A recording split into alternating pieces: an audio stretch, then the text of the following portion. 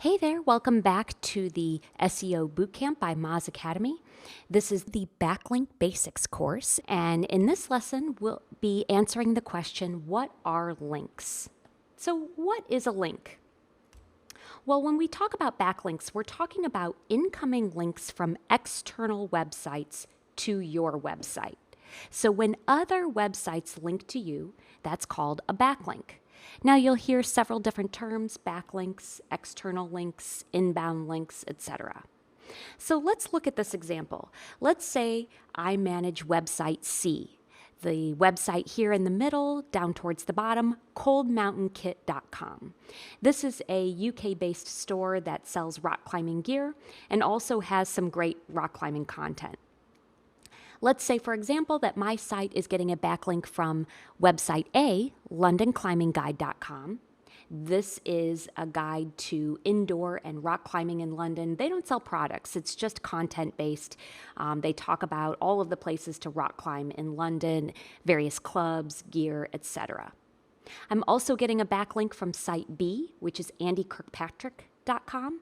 He's an international climbing expert. He writes about his climbing experiences all over the world. He reviews products, offers tips and techniques. I'm getting backlinks from both of these sites to my site, which means that both site A and site B are linking to me, site C. Now let's talk about some of the terminology of a link. Specifically, let's look at this backlink from londonclimbingguide.com as an example. So a hyperlink is the connection between two pages. A hyperlink is what allows me to just click on the link and it opens the door, so to speak, to coldmountainkit.com. Might open it in another tab or another window or the same tab, but either way, all I have to do is click on that link and it automatically opens coldmountainkit.com. I don't have to copy and paste that text into my web browser. And that's because of that hyperlink. Now, the text that the hyperlink is embedded in is called the anchor text. These are the words used in the hyperlink. Now, in this example, it's the exact website, www.coldmountainkit.com. That is the actual anchor text. Now, this is called a naked URL. So a naked URL or a naked link is when the anchor text is the actual URL itself, just like this. And in fact, 45% of anchor text are actually naked URLs. Another 30% is branded terms. About 6% of anchor text is keywords. And about 14% of anchor text are generic words. So when I say generic, I mean something like click here or learn more. Most of the time, you don't have control over anchor text, and it's usually going to be either a naked URL, as we saw with Cold Mountain Kit, or branded. And when I say branded, I mean that the hyperlink is embedded in just your brand name, such as Cold Mountain Kit. Anchor text is a signal to Google as to what that backlink is all about. It's kind of like words on the door. It's an opportunity to designate who you are or what you're about. Another piece of terminology is follow versus no follow. So follow links are links that are crawled and indexed by the search engine, and they pass link equity to the destination page. So they contribute to the destination website's domain authority. So here's kind of like what a follow link looks like. Now, no follow links are also crawled and indexed by the search engine, but they do not pass link equity to the destination page. So they're a mention, but not necessarily an endorsement. Because they don't pass equity onto that destination page, they do not contribute to domain authority. And these types of links are identified by that rel nofollow attribute within the link. So you'll notice within this link, we're seeing rel nofollow, whereas within this link, we're not seeing that. So nofollow links are mentions, but they're not endorsements. They don't pass link equity, and they do not contribute to domain authority. So when you're looking for link opportunities and you're looking at various sites from which you'd like to acquire a backlink, you might want to know, does that website offer follow links? If my goal is to increase my domain authority, I might prioritize reaching out to sites that offer follow links because those are the types of links that pass equity and contribute to domain authority. I might not necessarily want to spend a whole lot of time asking for a link if it's going to be a no-follow link. Now, how can you find those no-follow versus follow links? You can use the MOZ bar. The MOZ bar is a free tool. It's a browser extension. You can go to this page and download it for free, and it allows you to identify several page attributes and link attributes, including follow and no follow links. So let's say you're trying to determine if a website offers follow or no follow links. What you would do is go to that website and turn on the MOZ bar once it's downloaded. When you turn it on, you'll see some icons up here in the upper left-hand corner. What you'll want to do is select that second icon from the left. That's the highlight icon. It's shaped like a pencil.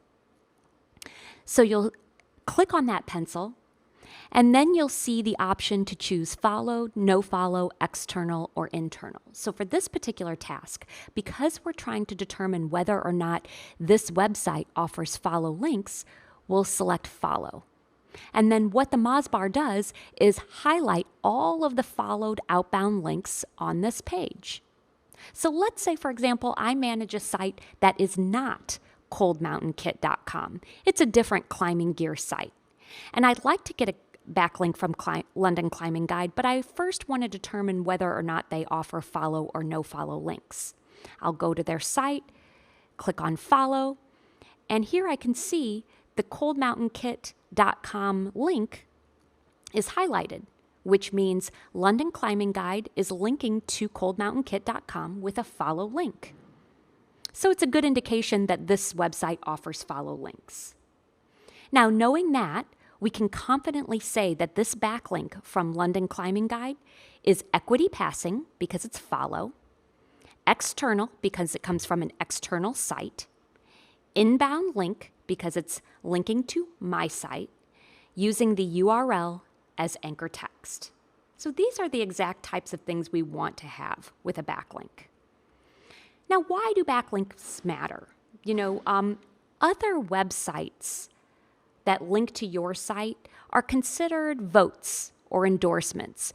When Google sees other websites referring to you, talking about you, recommending you, and then linking to you, they see these as endorsements. When you think about it, when another website links to you, they're sending their audience off of their site onto your site.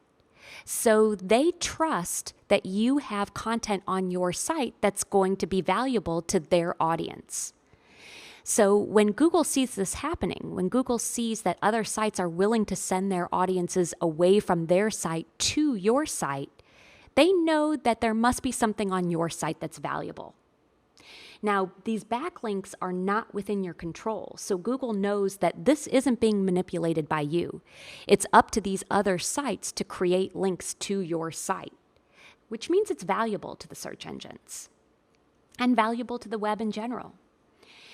Link factors contribute to rankings. So the authority of a linking domain, the trust, the anchor text, the quantity and quality of backlinks to a site contribute to domain authority. Now, MOZ has two metrics called domain authority and page authority. Domain authority is on a scale of 1 to 100, and it predicts how well a website will rank based on the quality and quantity of backlinks to that site. Now, even though it's on a scale of 1 to 100, you're not trying to achieve a score of 100.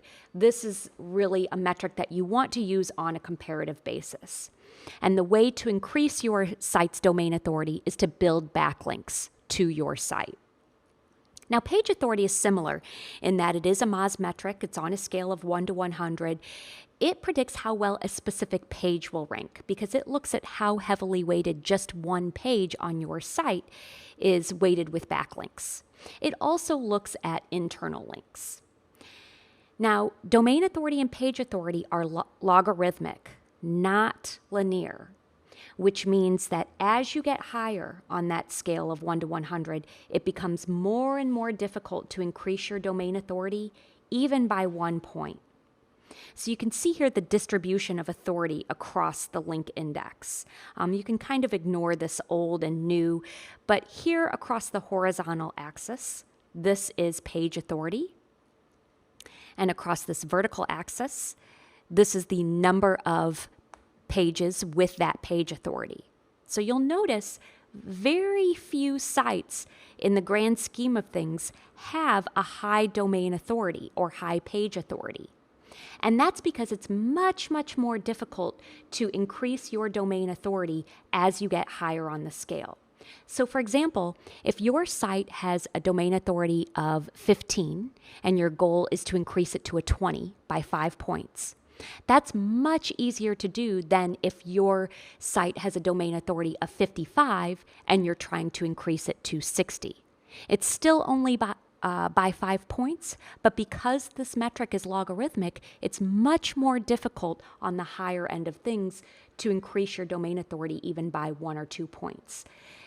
So, like I said, very few sites have high domain authorities, and Google sees those sites as highly authoritative. You know, the challenge of the search engine is to find the trust and authority of sites, and these backlinks really help support that task. So that's a little bit about what links are and why they matter. Thank you.